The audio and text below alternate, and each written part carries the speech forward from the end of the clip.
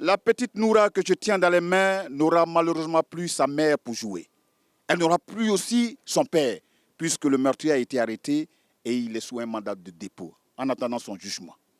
Vous n'êtes pas sans connaître que depuis le 30 août 2022, un drame d'une horreur inqualifiable, d'une extrême violence s'est déroulé ici. Oui, mon ami, tu peux venir s'il te plaît?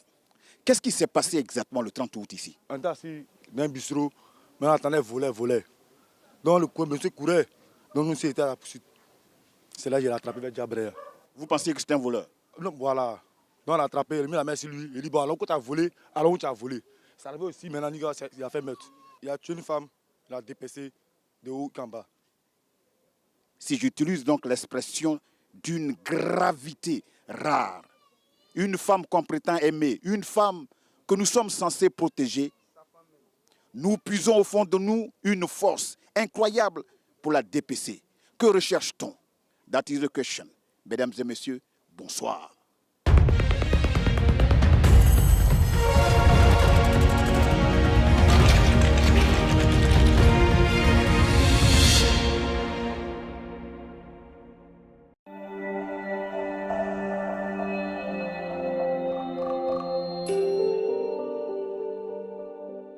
Des pans de murs éclaboussés de sang. Sur le sol, s'est constituée une mare rouge. De l'autre côté de la pièce, du sang coagulé. Sommes-nous dans une boucherie, dans un film d'horreur? Et que non. Tout ce sang est celui de Fatim, âgée à peine de 20 ans, tailladée, découpée comme une vulgaire bête par son époux Ibrahim, celui qui lui avait juré amour, fidélité et surtout protection. C'est la tapée machette. Oui, il y avait un rabat. Quoi? Il y avait un rabat et puis elle. Les armes du crime. Attends, mets-toi sur. Regardez. Regardez. Regardez.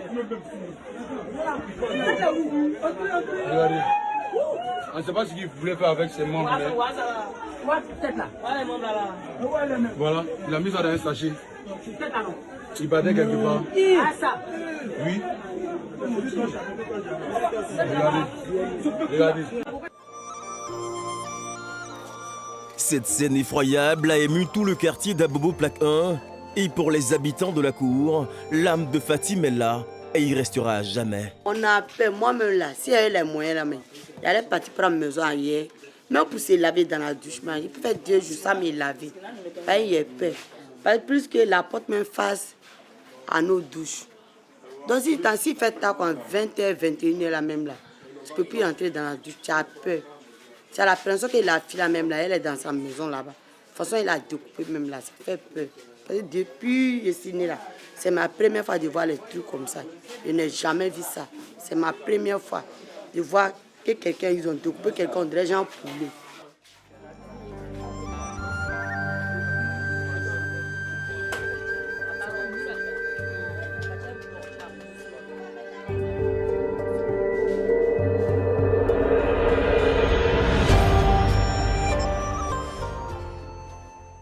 Traoré, habitant de la cour, malgré sa douleur, a la force de regarder en face l'indicible. C'est lui qui nous conduit derrière cette porte rouge, lieu du crime crapuleux qui en garde encore toutes les traces. Donc moi, je suis venu, j'ai mis ma tête, je regarde, je ne comprends rien. Parce que je vois que, moi-même, je me demande si c'est l'homme qui est là, parce que ce n'est pas complet. Donc, je n'ai rien compris, mais c'est les jeunes là qui étaient à côté et qui m'ont dit, c'est la femme qui est là, il a coupé sa tête, les 2 bras, plus les 2 pieds. Ah, il dit, mais il dit, ce monsieur, il a pu faire ça. Il dit, moi, ça m'a dépassé, donc je suis sorti. Pour aller à ce moment ici, j'étais dans la maison, il y a une maison, elle était là-bas. On lui donne, le corps a lui posait des questions. Après, on est revenu, on dit non, que la tête, il a mis dans un sachet. On est venu, on a fouillé même pour voir ça, mais c'était le problème d'abord, il avait caché même. Donc après, quand on a retrouvé le sachet, il y avait un sachet noir où il y avait les pieds et les bras. Et puis le sachet bleu, c'est là, il avait mis la tête de la dame.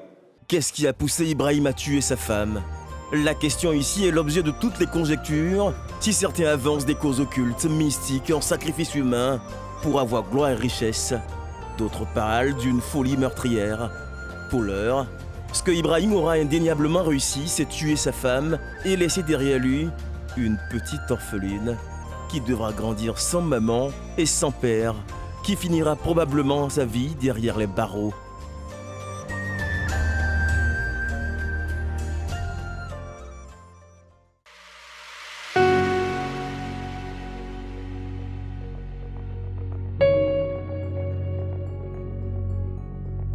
Des histoires d'amour qui virent à la tragédie, des caresses qui se transforment en coups de poing, des baisers devenus mortels. Chaque histoire de violence basée sur le genre est unique et chaque victime vit sa blessure et son drame de façon particulière. Quand certains essaient de fuir simplement les souvenirs de leur meurtrissure, d'autres décident de les exhumer, de les guérir et d'autres encore, les plus courageux, choisissent parfois la voie du droit pour réclamer réparation.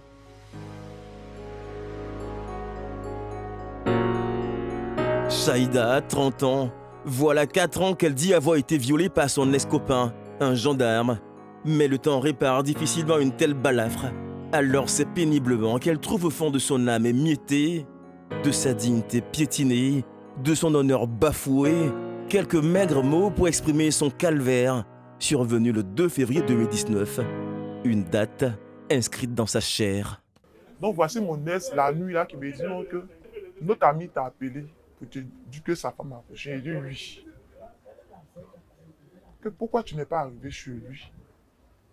Est-ce que tu es là demain? Il dit non, demain je rentre. Le 3 je rentre. C'est là, il m'a dit que... C'est là moi-même je lui ai dit que... Ok, comme je rentre matin, je vais aller chez lui pour m'excuser. Parce que 2017, il m'a appelé, je ne suis pas venu. Cette honte, nous sommes en Afrique, je vais enlever ça sur mon visage. Son ex-copain lui propose de l'accompagner saluer son ami en question.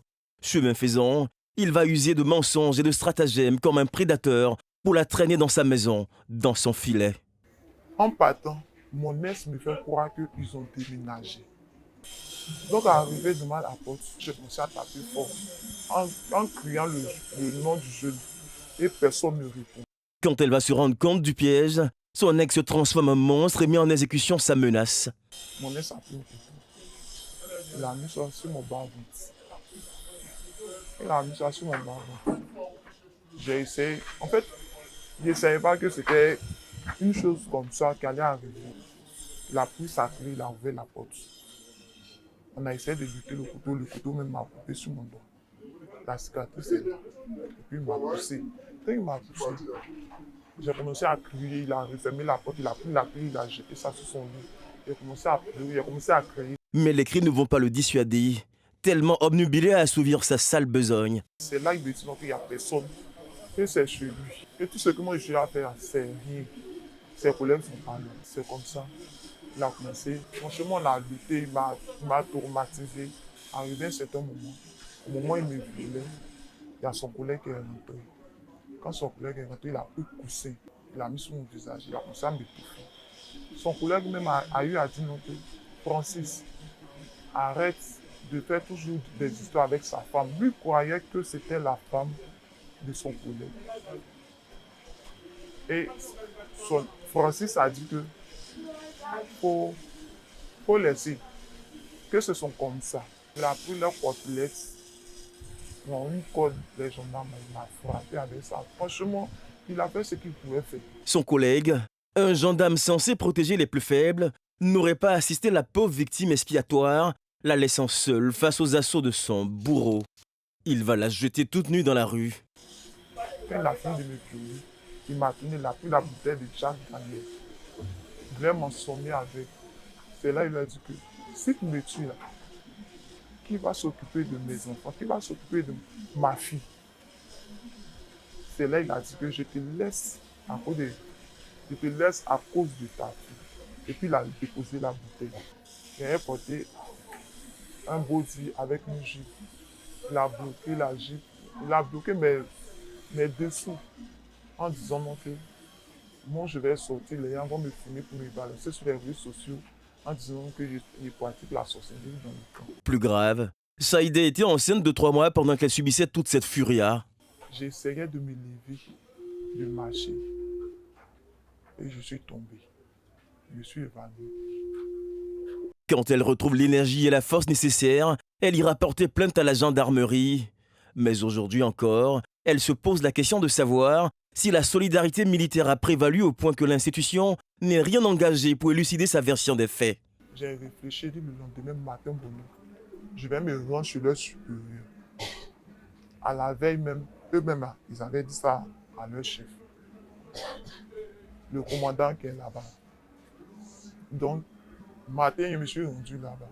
Le tonton a dit qu'effectivement, il a attendu. Il a attendu, mais les gendarmes, ils sont comme ses enfants. On dit l'un de ses enfants a fait tuer. Mais tant que le plaignant même n'est pas venu, comment tu peux croire que franchement, lui, il ne peut pas s'engager. Il ne peut pas prendre pour dire non que ça va rester entre nous. Faire passer la victime pour le bourreau, la faire culpabiliser, un procédé que manient bien ses prédateurs. Aujourd'hui, c'est une femme dévastée qui réclame justice. Mais son inquiétude en tant que mère, ce sont ses enfants sans défense qui, comme elle, auraient été victimes de violences. Le fait de voir, c'est que la personne qui t'a fait du mal en liberté, tu as l'impression qu'il n'y a pas de justice dans ton pays. Et moi, j'ai été victime. Moi, je suis grand. Mais les enfants de 2 ans, les enfants de 3 ans. Moi, au moins ça. J'essaie, même si je n'arrive pas, mais j'essaie. J'essaie de surmonter. Mais et les enfants qui sont victimes aujourd'hui.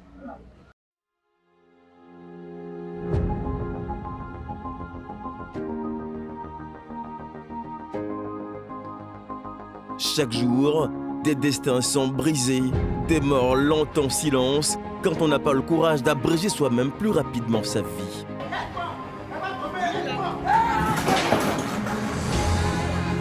Des vies détruites. Chaque jour, les violences basées sur le genre écrivent à l'encre de sang et à coups de poing des histoires sinistres et sombres, des histoires toujours barbares.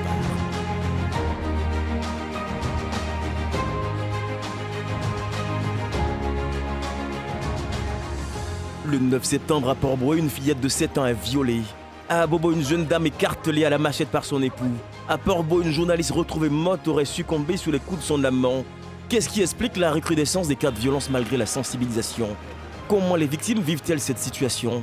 Dans ce numéro de Y'a Problème, vous verrez et des âmes complètement détruites par la violence et des actions menées par ces organisations non gouvernementales qui veulent les accrocher à la vie et mettre un terme à ces violences.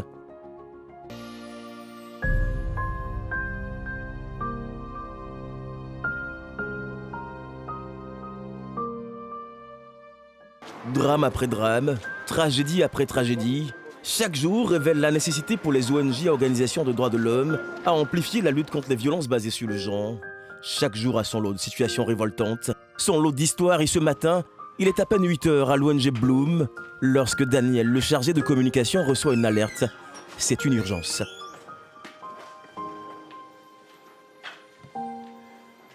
Madame la Présidente. Bonjour Madame la Présidente. Bonjour. Nous avons une urgence, voilà, un cas d'urgence, un jeune homme de 17 ans qui a été violé, sodomisé, voilà, dans la commune de Makori. Vous voyez les images, Les images sont glaçantes, terrifiantes, bouleversantes même. On se croirait dans l'un de ces pires films d'horreur ou dans ces émissions sur le crime. Donc Madame la Présidente, vous voyez l'orifice anal s'est substitué en deux. On a été obligé de lui porter une couche là. Il est récemment devenu ami avec un jeune homme sur les réseaux sociaux qu'il a hébergé et puis voilà, c'est comme ça une nuit il a sodomisé le jeune, il a drogué et puis voilà. Oulala, c'est incroyable. Mais comment ça se passe? L'enfant se trouve où en ce moment? Comment ça se passe avec lui? Il y a une urgence, il faut une opération. Là, on vient nous appeler pour une opération.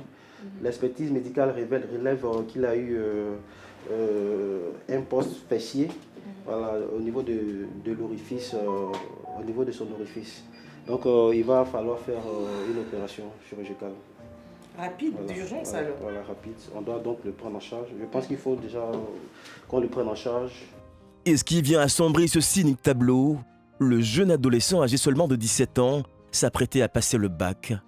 L'un dans l'autre, cela laisse Madame Sissi presque sans voix. Très attristée, très peinée parce que franchement, c'est un enfant et l'acte est cruel. C'est inhumain. En général, nous recevons les femmes. Mais là, vu l'atrocité de l'acte, l'ONG est bien obligée de prendre en charge ce cas pour sauver cette vie-là. Oui. C'est triste. Oui, c'est récurrent. C'est récurrent, mais surtout au niveau des femmes. Au niveau des femmes, des petites filles qui sont violées, des femmes qui sont battues, donc qui sont souvent défigurées, blessées ou bien dans des états comateux et auxquels nous devons faire face d'urgence. Oui. Mais il faut agir le plus rapidement possible parce que chaque minute compte. Absolument, il faut rapidement prendre l'enfant en charge au niveau médical. Il faut l'accompagner à la clinique avec toute notre équipe médicale. Et vous me tiendrez informé au fur et à mesure de comment évolue son état de santé, si tout est stabilisé. Oh là là. Essayez de contacter le commissariat partenaire avec l'ONG et tout. Et vraiment mettre tout l'arsenal juridique en marche. Parce que c'est vrai qu'il faut le prendre en charge médicalement, mais il faut aussi poursuivre ce bourreau-là.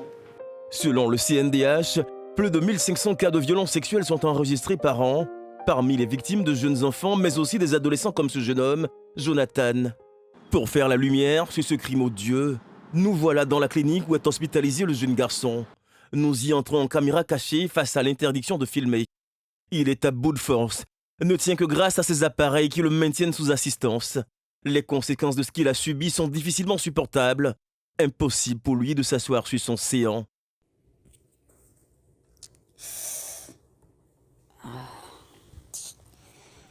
Vraiment, j'ai très mal. Je n'ai pas pu passer le bac. Vraiment, c'est couché ici. À chaque fois, j'ai très mal. Et puis l'image me revient. Un soir de retour de balade, son existence va basculer. Tout a commencé vendredi soir. J'avais envie de me promener un peu, je suis sorti. Ouais, vendredi soir, en juin. Je suis sorti de la maison pour aller me promener. Et puis je suis rentré à 21h ce jour-là. Mon vieux n'a pas aimé. Donc il a commencé à me frapper. Donc moi, je suis de la maison. Il va trouver refuge chez son tonton comme il l'appelle, un adulte d'une quarantaine d'années environ qui savait se montrer généreux avec lui, du moins en apparence. Et lui, il est gentil à moi. Et puis souvent, il me donne l'argent et tout ça, quoi. Quand je suis arrivé chez mon vieux-père, il m'a demandé ce que je voulais manger. Il a dit, je voulais manger spaghetti avec pain. Il a acheté ça pour moi, avec une canette de codif. Mais la canette m'était déjà ouverte. Donc, quand il a commencé à manger spaghetti là, après, il a pris la canette. J'ai pas fini de manger, mais puis il a commencé à dormir. Il découvre qu'il a été drogué puis violé tout au long de la nuit. Le vieux père, comme il l'appelle, a-t-il agi seul? Il ne le sait pas encore. Mais en tout cas, ce sont les douleurs atroces passées l'effet de la drogue qui vont réveiller le jeune Jonathan le lendemain midi. J'ai du mal même à me lever. Je demande au vieux père ce qui s'est passé. Il me dit non, on a eu à faire des trucs et tout ça. Et qu'il ne faut pas m'inquiéter, que la douleur est passée. Après, je me suis débrouillé, je suis rentré à la maison. Mais j'avais toujours mal. Quand je suis arrivé, je suis resté dans mon coin. Par peur, il va garder le silence et ne dénoncera pas tout de suite son bourreau jusqu'à ce que le mal empire. Mes parents ont su que ça n'allait pas, il y avait quelque chose. Et quand ils ont commencé à me mettre la pression, j'étais obligé de dire la vérité, j'ai tout dit. Mais vraiment, je suis vraiment déçu des adultes. Impossible pour lui aujourd'hui de faire aisément ses selles. Impossible de s'asseoir, son rectum en garde les stigmates. Le diagnostic révèle un abcès anal. Il doit subir une opération chirurgicale d'urgence de mise à plat. En attendant, il reste traumatisé et sa relation avec les adultes s'en trouve impactée. Je ne savais pas que j'étais aussi cruel comme ça. Franchement, je suis déçu. J'ai couché ici, je n'ai même pas composé et tout. J'ai perdu une année. Ce crime, ce viol du jeune Jonathan vient révéler une fois de plus qu'il faut faire attention et rester prudent face à ceux qu'on appelle tonton ou tata de quartier, car souvent, l'origine du mal est plus proche qu'on ne l'imagine. Les violences basées sur le genre, VBG, désignent des torts causés à une personne contre sa volonté. Elles résultent de discriminations ou d'inégalités relatives au genre. Cette expression englobe diverses formes de violences que subissent les personnes de tout genre, telles que les mariages d'enfants et les violences conjugales, sexuelles et psychologiques. Les VBG instaurent ou renforcent des inégalités de genre très répandues. Elles touchent surtout les femmes. Une femme sur 3 a déjà connu des violences psychiques et sexuelles. En 2021, le CNDH a révélé 325 plaintes relatives aux violences basées sur le genre, dont 152 cas de viol. Les cas de viol et autres tentatives de viol constituent les formes de violence les plus importantes, avec 115 cas, soit 30,91%. Ensuite, viennent les cas de violences psychologiques, déni de ressources et harcèlement sexuel, 25,58%. Les violences psychiques sur des femmes, filles ou personnes handicapées, 18%. Les violences conjugales, 18,55%. Les mariages forcés, 4,84%. Les enfants, notamment les filles âgées entre 0 et 15 ans, sont les plus touchées par les faits de viol, de tentatives de viol, mais également de mariages forcés.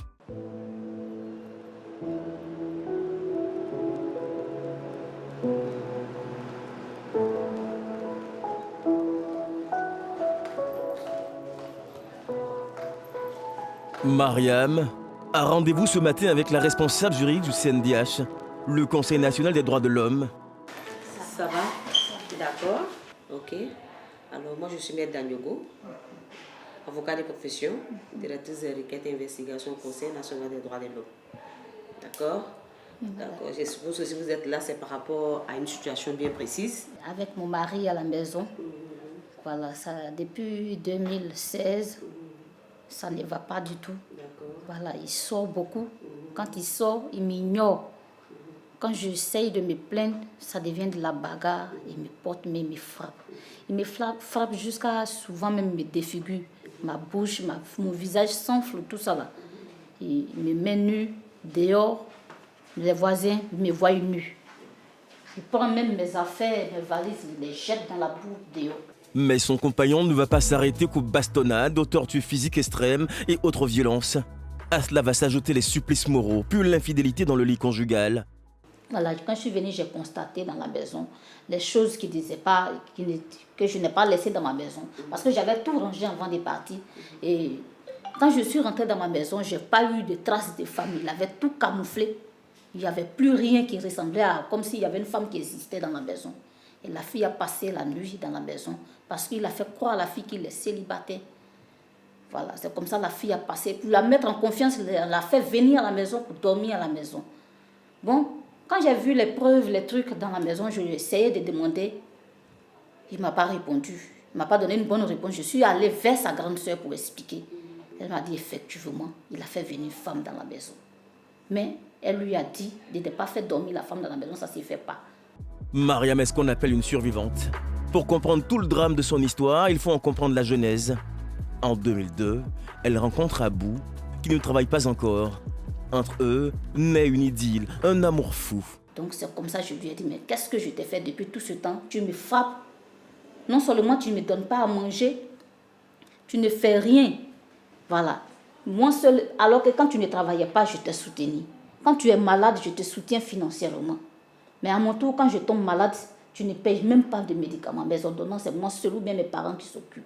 En 2014, la situation financière d'Abou change. Il trouve du boulot et là, tout bascule. C'est là maintenant il va me dire que je t'aime pas il y a longtemps. Je t'aime pas, je t'ai jamais aimé. C'est parce que je ne voulais pas te frustrer. Ça, j'ai dit donc, les coups et les blessures que je recevais tout ce temps-là, c'était pour ça. Mais, ou bien tu m'as marié par reconnaissance, je veux savoir. Il dit non, bon, je t'ai pas aimé, c'est tout. Ça dit bon, alors dans ce cas-là, tu m'as fait du mal. Ça me touche beaucoup parce que moi, je t'ai aimé sincèrement. Amoureuse éperdument, elle croit en la possibilité d'un changement de son homme. Moi, je voulais que ça se règle malgré tout ça là. Mais il n'a pas voulu que ça se règle. Voilà. Il continuait toujours à bagarrer, à faire par là. Trop, pas sûr, car il ira encore plus loin. Aujourd'hui abattue et seule, Mariam décide de franchir le Rubicon et de porter plainte. Et c'est comme ça, ma maman, il y a une maman du quartier qui m'a... Je l'ai approchée, comme elle connaît toute l'histoire. Je ne savais pas comment il faut arriver vers vous. En tout cas, merci beaucoup. Vous avez dit beaucoup de choses, mais ce que je retiens, c'est les violences conjugales dont vous avez été victime. Beaucoup de femmes, cependant, n'ont pas le courage de Mariam. elles abandonnent très vite ou refusent de porter plainte à cause de la forte pression sociale. Moi, à mon niveau, je peux déjà vous conseiller le mécanisme de l'assistance judiciaire relativement au fait que vous n'avez pas les moyens. Donc, il s'agira pour vous de vous rendre au niveau de la mairie, de votre lieu d'habitation. Ils vont vous donner un certificat de non-revenu qui atteste que vous n'avez pas de revenus, vous n'avez pas d'argent. Donc, avec ce certificat de non-revenu et cette attestation de non-revenu, vous allez vous rendre aux impôts. Lorsque vous allez vous rendre aux impôts, les impôts vont vous délivrer un certificat de non-imposition. En réalité, c'est la pièce à conviction qui permet au juge de statuer sur votre cas pour dire non, quand vous n'avez pas les moyens. Moi, juge, je peux admettre que vous bénéficiez de l'assistance judiciaire. Une autre femme, un autre lieu, une autre histoire, mais un seul trait d'union, la souffrance morale et psychologique. Awa est étudiante. Elle a rendez-vous ce matin avec l'un des activistes de l'ONG Bloom.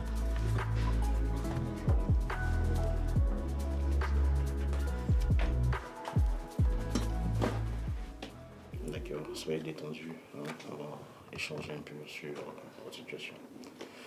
Il faut un peu me faire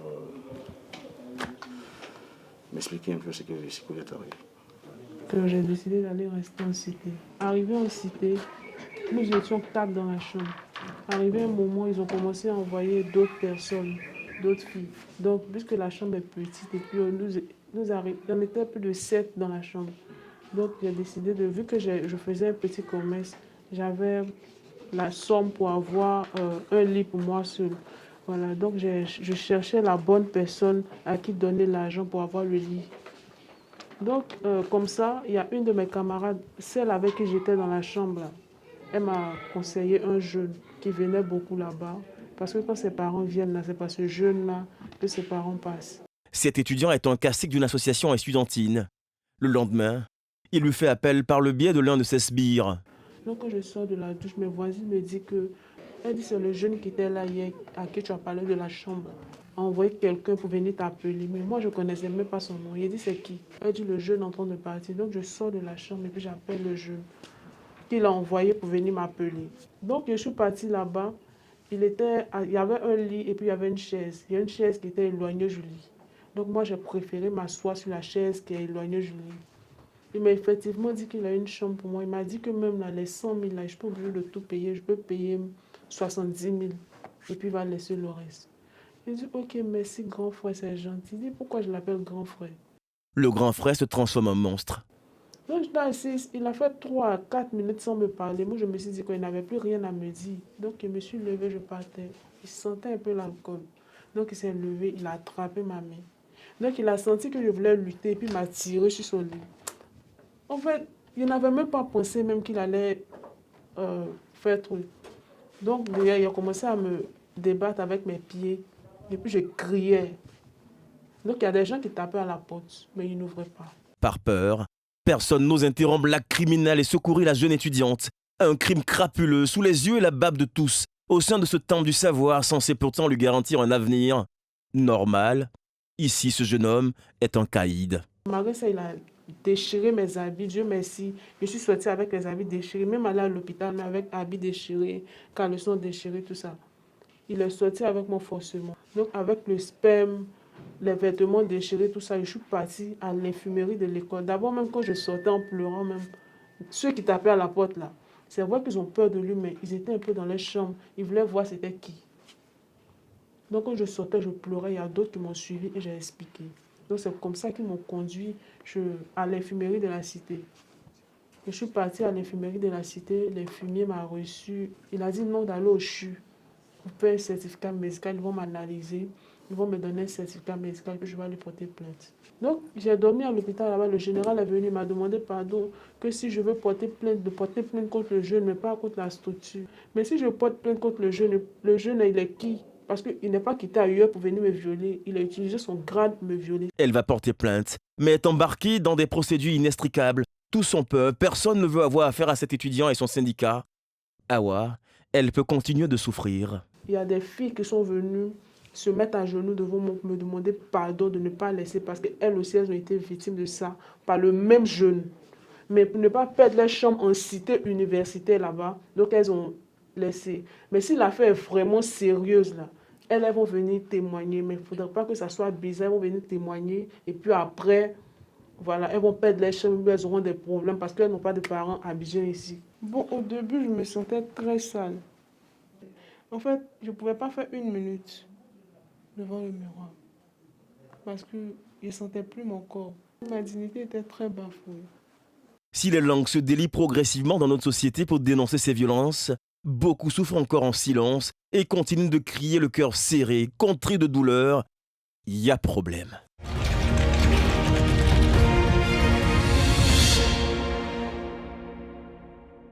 Après avoir regardé attentivement ce documentaire, sinon ce reportage, mesdames et messieurs, je suis avec Dr Berthe Odile Pohan. On a du mal à comprendre les tenants et les aboutissants qui ont amené à cette tragédie. C'est un véritable drame.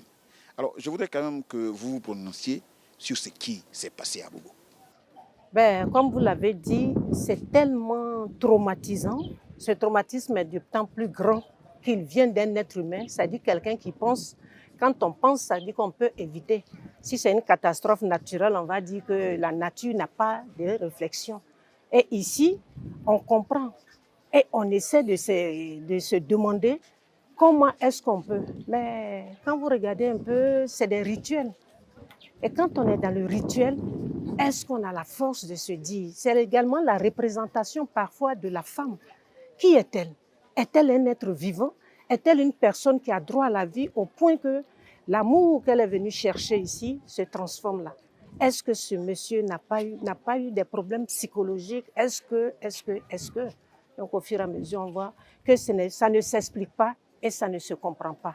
Mais la psychologie se demande qu'est-ce qui a pu se passer. Et ça, c'est un suivi qui peut nous le dire. À côté de vous, nous avons donc Madame Maria Mangara. Vous êtes juriste donc, au Conseil national des droits de l'homme. Jusqu'où vont les droits de ce monsieur? Quel droit a-t-il pour se permettre un tel acte? Pour répondre à cette question, je veux dire que le droit à la vie est sacré. Aucun être humain n'a le droit d'ôter la vie à un autre être humain sous un quelconque prétexte qu'il soit.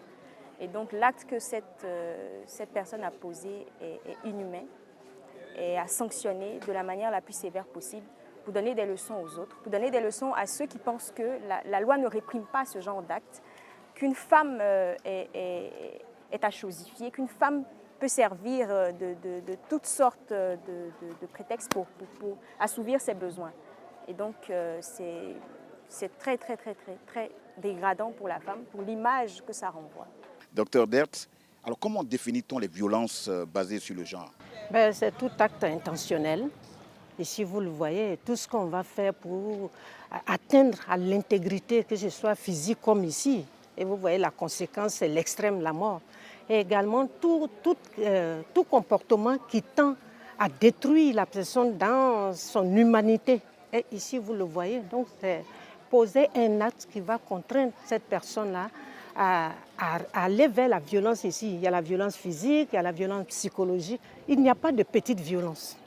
Généralement, on se dit non, c'est pas grave, c'est ton mari, le foyer, c'est le feu. C'est toute cette compréhension sociale de la violence qui est que tant qu'on n'arrive pas à l'extrême, c'est du supportable. Et donc c'est vraiment grave. Et en parler aujourd'hui va permettre aux gens de dire qu'une femme n'est pas ta chose. De la même façon que ce soit un homme qui aurait été tué, on allait être scandalisé parce que c'est une vie humaine, mais encore plus un être vulnérable, fragilisé, qui est tué par l'homme qui devait l'aimer. C'est là où se trouve la trame de ce drame-là. Alors, dans ce mélange-là où on ne sait même plus où donner de la tête, qu'est-ce qu'on fait? Jusqu'où sont engagées nos responsabilités? À quel moment cela doit prendre fin? C'est à vous deux que je pose cette question. Le contexte socio-culturel dans lequel on vit, qui encourage, qui amplifie sinon toutes ces violences faites aux femmes. Et à ce niveau-là, c'est vraiment la sensibilisation. Encore et encore et encore. On ne le dira jamais assez. Les efforts du gouvernement, ajoutés à cela, les efforts des organisations de la société civile, de la presse, des médias, de tout le monde. Il faut que tout le monde joue sa partition dans la lutte contre ces violences-là. Pour que ça puisse cesser, il faut vraiment sensibiliser les femmes. Il faut pouvoir leur faire comprendre que Quand on entend parfois certaines femmes dire « oui, moi je reste dans mon foyer pour mes enfants, je reste dans mon foyer pour qu'ils grandissent dans une famille unie », oui, d'accord, c'est bien beau, mais vous allez laisser des enfants orphelins un matin. Et c'est ce qui s'est produit. Et donc faire comprendre à ces femmes-là qu'elles doivent pouvoir briser le plafond de verre qui est au-dessus de leur tête et partir quand il le faut. La violence n'est pas tolérable à aucun moment.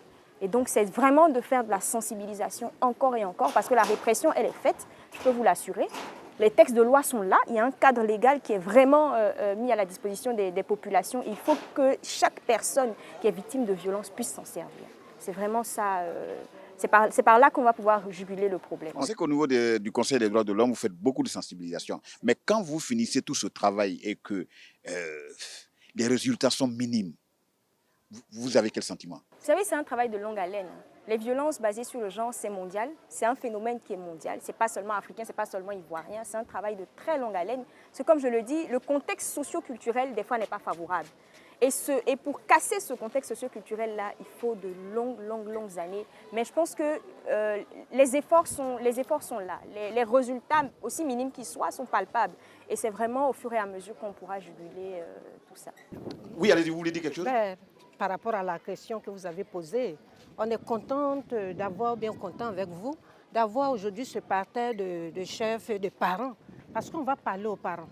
Quand la femme commence à constater une violence dans son foyer et qu'elle vous parle, on dit qu'il faut rester, c'est le feu, c'est ça. La femme qui va dès la première violence, on dit toi tu n'as pas envie de te marier et que moi je veux une fille qui est dans un foyer. Mais quand on voit cette chose-là, l'État peut prendre des décisions. Mais vous qui voyez votre fille en train d'être maltraitée, vous refusez comme si vous aviez donné votre enfant comme un colis qu'on rejette. Il faut que la famille soit l'alternative quand il y a une violence pour pouvoir accueillir la femme et montrer à l'homme ou à la personne violente dans le couple que il y a des gens derrière et qu'elle peut compter sur vous. Mais on ne peut pas rester là pour dire une femme qui n'est pas mariée, si elle meurt, on ne peut pas l'enterrer en faisant des prières. Mais c'est cette société-là qui pense que la respiration d'une femme, c'est son mari. On fait croire à une femme qu'elle n'a de réussite que si elle est mariée. Cette fille-là, on a dit qu'elle a eu un concours de l'INFASO. Donc c'est une fille qui a été mise à l'école. On dit non, mettez-la à l'école pour qu'elle puisse être autonome et ne pas subir des violences. Et je parle à ces femmes qui sont capables de poser des actes pour elles-mêmes. On ne peut pas vous maltraiter. Autrui va faire un ballon d'essai. La violence, c'est un ballon d'essai. Il fait le premier geste et il voit votre réaction. C'est ça qui va l'amener à ne plus reproduire. Donc, est-ce que vous vous aimez suffisamment pour savoir que votre vie n'a pas de prix? Qui peut t'aimer plus que toi-même? Donc, il faut qu'on apprenne à partir. Le violent ne changera pas. C'est toi qui vas accepter parce que c'est quelqu'un qui va avoir une emprise. Et chaque fois qu'il fait la violence, que tu résistes, il l'augmente. Donc ici, heureusement, il y a l'ONG, et on est avec Bloom, nous sommes là-bas, où les femmes, quand elles sont violentées, elles arrivent à aller appeler et on les reçoit pour les aider, même que ce soit à minuit, à nuit. Il faut qu'il y ait plusieurs structures qui permettent aux femmes d'appeler pour dire que je suis en danger. Parce que partir également, c'est où partir. Ça, il faut le dire. On dit où partez. Et partir aussi, c'est être prête économiquement. Oui, docteur Dert, je comprends votre cri de cœur, je comprends votre détresse, mais comme vous avez interpellé les parents, chez nous on dit c'est sur cadavre comment, mais comme les parents sont là, je vais leur demander. Papa, bonsoir. Merci d'avoir répondu donc à notre appel. Mais là, docteur Dert vient de dire qu'au-delà des dispositions que prend l'État, il est quand même important que vous puissiez veiller aux cris de détresse de vos enfants. Quand vous les mettez dans des foyers et qu'on les bat et que vous êtes interpellé, qu'est-ce que vous faites exactement? Moi, je ne peux pas vendre ma fille. Je ne veux pas la vendre. Si elle m'appelle parce que ça ne va pas dans son foyer, je dois me dépêcher. Venir m'acquérir des informations. Pourquoi est-ce qu'elle est menacée dans son foyer? Je dois appeler son mari et m'entretenir avec lui. Dans le cas qu'il me dit « je ne veux plus de votre fille » parce qu'elle se comporte tellement, elle se porte comme ça, et moi, je lui dis, bon d'accord, je prends ma fille, je me retire avec elle, je vais chez elle, chez moi, et je dis à son mari, tant que tu auras besoin de ta femme, elle est chez moi à la maison. Tu as quel âge toi? Tu as quel âge? Bientôt, il va avoir 23 ans. Bientôt, tu vas avoir 23 ans. Tu vis chez tes parents? Oui, oui. Alors, tu as vécu tout ça. Aujourd'hui,